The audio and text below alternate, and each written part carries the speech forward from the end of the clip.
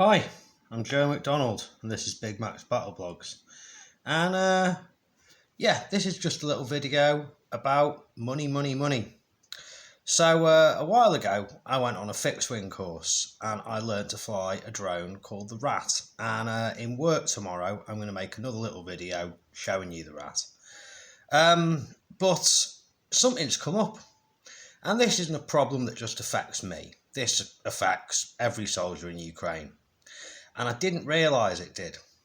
See, I went off to do this quadcopter course, and while I was there, it became apparent that there was a fixed wing course available, and they make their own fixed wing drones. And although small and not the most powerful, they're very stealthy, and they've got about double the observational range of a Mavic 3 DJI or Autel type drone, the basic quadcopters we use for reconnaissance. So I was like, well, that's a good idea, isn't it?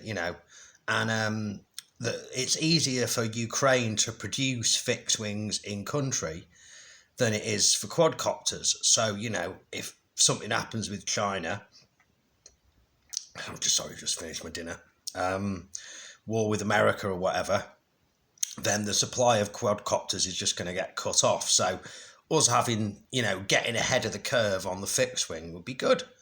So I did that course. And in between those 2 5-day periods, I took the time to go to Lviv and meet some other fixed-wing drone makers who make a couple more drones called Nebesna Kara. And they're like longer range drones that you can observe about triple the distance of what we can with the DJI. So they can go out to like 30 kilometers. And there's an observational one, a reconnaissance drone, and there's a bombing drone. So I did all of that under my own funds. I paid for my own train tickets. I mean, the hotel while I was staying in the courses were free, but the hotel I paid for while I was in Lviv was cost money. And I also, I wouldn't say, I made a donation to Nebesna Kara so they could basically help build the drones quicker, because they allowed them to buy a machine that dries out carbon fibre threads quicker, which means they can up the production time. And they're very happy about that. So my unit's got quite a few places on a course that they're doing relatively soon. So that's all good. And, and with the help of my subscribers and the people who watch the channel who've donated, and one or two other people who are just sort of general donators, volunteers in Ukraine, and a bit of help for some charities, I purchased 2 of these Rat drones, the Patchuk, and that came to 140,000 hryvnia, which is like £3,100, $3,600, figures around that. And I put in probably about 1,500 quid of my wages to it, so like half a month's wage, thereabouts. Then I've got back to Lviv, to Kherson, and payday's just come. And I realised that 2 weeks training course, you don't get paid for. So these drones have ended up not costing me, 1,500 of my own money plus the rest. They've not cost 140,000 hryvnia total. They've cost double that, basically. They've cost a significant amount more. Now, I'm not really bothered about losing the money. I'm quite happy to give 50% of my wages to things that my unit needs, and sometimes things that I need as well. Like some of you may know that a little while ago I spent a chunk of money getting myself some really good body armour and an Osprey plate carrier with all the extra Kevlar. It's nice and warm for winter, and I'm way more worried about our building, or one of the buildings we work in, getting hit by a shell and a shrapnel than I am getting shot. So I decided to go for that. But yeah, I'm quite happy to spend the money, a big chunk of the money I earn, on drones, because it helps. I came here to help. It helps the war effort, and, well, you can't spend it if you're dead, can you? Or the Russians win. We'll all be in the gulag. But it's just a general point to make that, like, Ukraine does need soldiers of all sorts, but it needs, drone operators, skilled drone operators, a lot more than it needs, say, just another infantryman. So if you want your soldiers to be motivated to go and do these training courses, and remember, a lot of Ukrainian soldiers have got families to support, families who are aware that this main, and then the economy's fucked. So, being a soldier, you might be the main breadwinner for your entire family, parents included.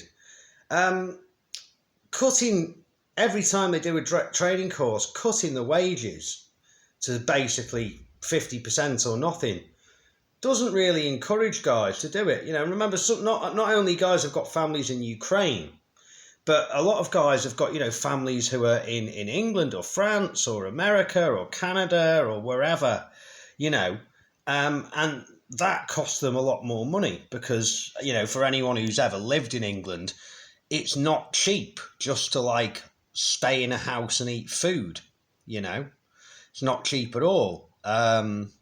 So yeah, just, if there's anyone from United 24 or, if I've got an SBU handler who keeps an eye on this channel and says what I'm saying, just a suggestion. If you want you guys to become well trained, maybe don't punish them financially for pursuing training courses, especially if the drone operators, because of all the soldiers I know, drone operators are the ones who spend the most of their own wages on kit for the unit. There's a bunch of stuff we need that the army doesn't issue.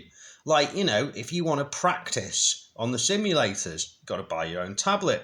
If you want to keep your skills really high and have one of these little micro FPV drones, so you can basically fly it around your bedroom or whatever, and keep your motor skills really, really fine, you got to buy that. If you want really good goggles for FPV, you've got to buy that. Most of the antennas and tripods and stuff we have at work for that are bought by, they're either donated or they're bought by the guys themselves. We buy some of our own FPVs. We buy some of our own Mavic observation drones. So yeah, if Ukraine wants good drone operators, maybe stop punishing the guys financially for it, or otherwise you're just going to get guys like, well, why should I do that when I can just stay on a checkpoint and, not be at any particular risk and not have to do that much hard work. Just a thought. Anyway,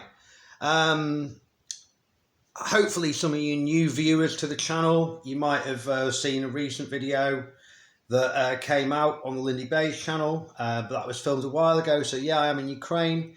If you'd like to donate and help me, help my unit, afford FPV drones and Mavics and other bits and pieces now that winter's come in, little, I'd like to get the guys some really nice working gloves.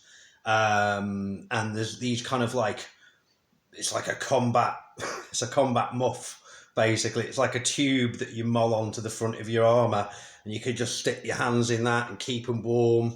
And, keeping cars on the road is an expensive business as well. So yeah, if you'd like to help me help my unit with any of that, please, there's a PayPal email that you can send money to in the description of the video, and whether it's a £5 or 500 quid, it's all really, really needed and really necessary and helpful and appreciated. Drones are an expensive business. The sort of cheapest end of an FPV drone, first person view drone, for those who don't know, that we can use for kamikaze is 500 quid. And that's, very, very cheap. It certainly costs more than 500 quid to train just one infantryman, even for Russia.